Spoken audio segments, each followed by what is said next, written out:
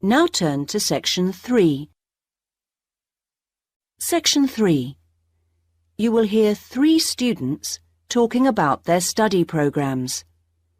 First, you have some time to look at questions 21 to 23.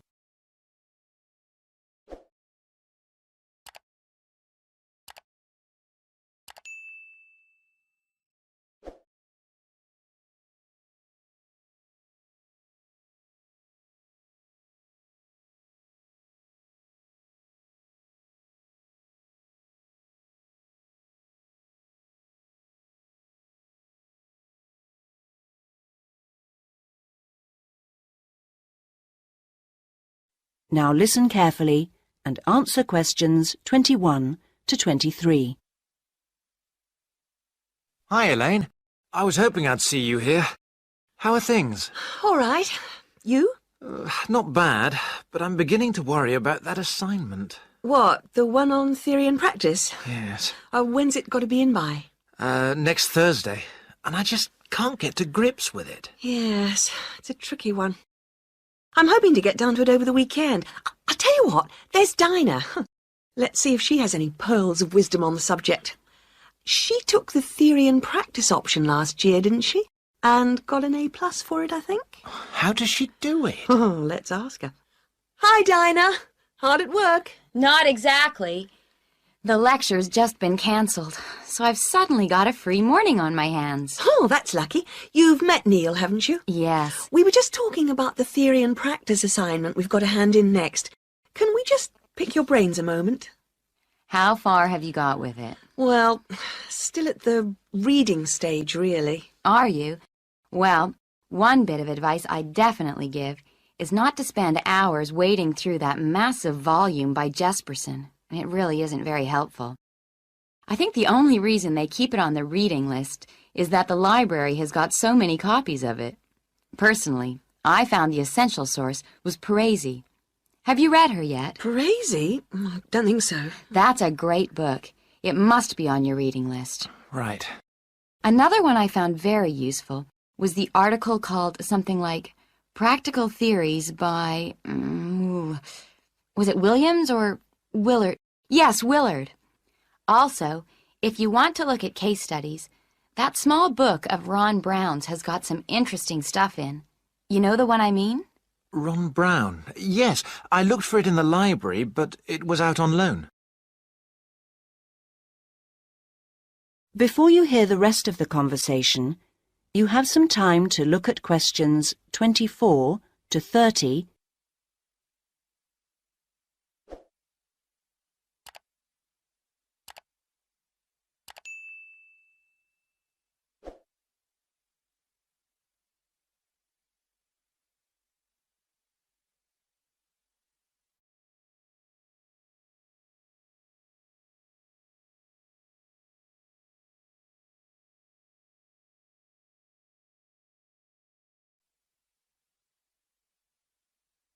Now listen and answer questions 24 to 30. Yes, it's a very popular book. Did you try the recall system? The what? Don't you use the recall system? You should, you know. You just have to take a pink slip from any of the librarian's desks, fill the details of the book in, put your departmental address on the back, your departmental address, not your home address, and hand the slip in at the information desk. Then, check the mail in your department twice a day, say at 10 in the morning and 3 in the afternoon, for a slip telling you the book is ready to collect. Last week, I recalled a book at lunchtime and got the slip telling me it was ready just 4 hours later. That was exceptional. It usually takes about 3 days.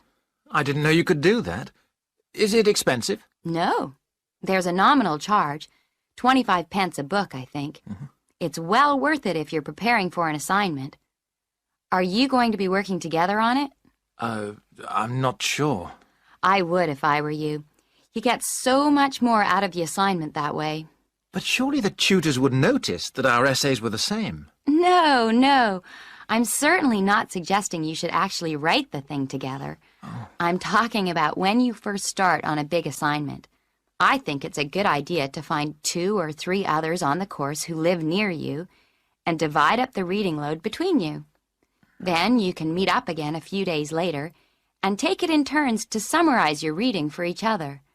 At the next stage, we go round the group explaining our essay plans, which makes it easier for individuals then to go off and write the first draft of their essay on their own. Later on, we usually exchange drafts and give feedback in the group before finally writing our essays individually. Do you really do all that? Usually, yes. It makes the whole thing much easier and more enjoyable. Right. Well, I think I need another coffee before getting started. Can I get you one? Yes, why not? That is the end of section 3. You now have half a minute to check your answers.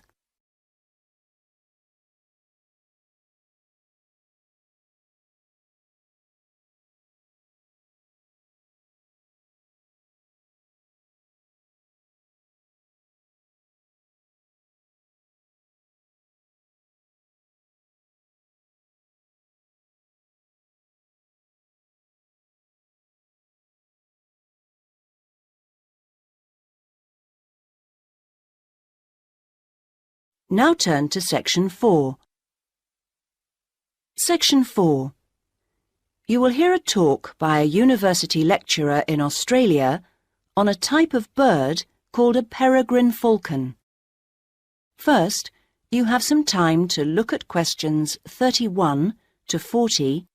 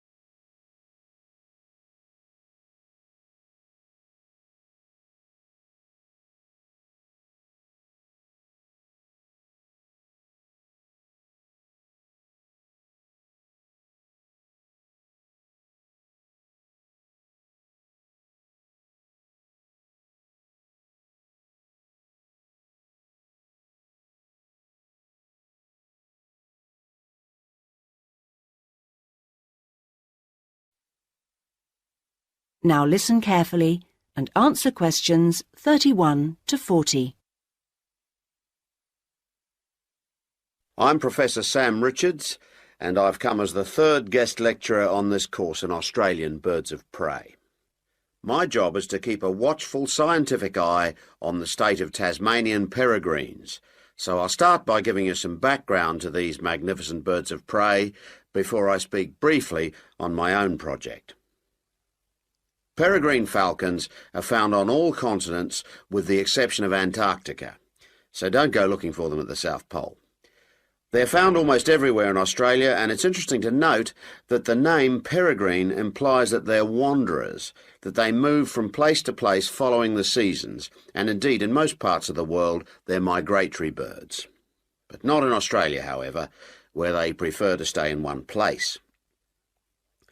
They're known to be the world's fastest creature, and they have been tracked by radar diving down towards the ground at 180 kilometres an hour. However, a number of textbooks claim that their flight speed can go as high as 350 kilometres an hour, so there's still some dispute about just how fast they can actually fly. Female peregrine falcons, like all other Australian falcons, are larger than their male counterparts. In fact, the female is almost a third larger than the male in the case of peregrines. While she stays close to the nest to protect the eggs and the young chicks, the male is mostly occupied looking for food. Peregrines typically lay 2 or 3 eggs per nest, and after the eggs have hatched, when the chicks are about 20 days old, they start to fly. So they fly at a very young age.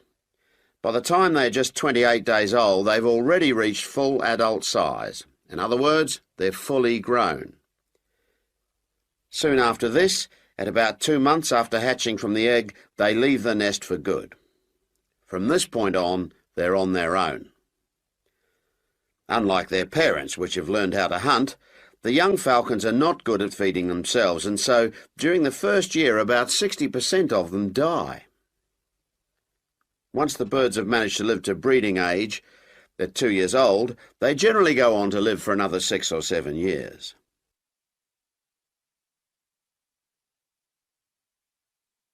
When we come across nests with young chicks, the first thing we do is catch the chicks before they're able to fly.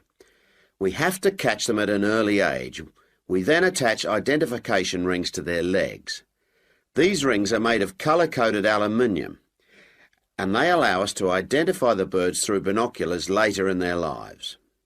Thirdly, because we need to know how many males and how many female chicks are being born, we note the sex of the chicks. Noting the sex of the birds is a vital part of our research, as I will discuss later. The next thing to do is to take a blood sample from the chicks. We take the blood sample so that we can check the level of pesticide in their bodies. Peregrine falcons can build dangerous quantities of pesticides in their bloodstream by feeding on smaller mammals, which in turn feed on crops grown on farms where pesticides are used. Finally, we check the birds thoroughly, really checking the birds for their general health. This whole process only takes a few minutes. In fact, most of our time in the field is actually spent trying to find the nests, not on the data collection itself. Well, that's all I have for you today. If you'd like to do some further reading... That is the end of section 4. You now have half a minute to check your answers.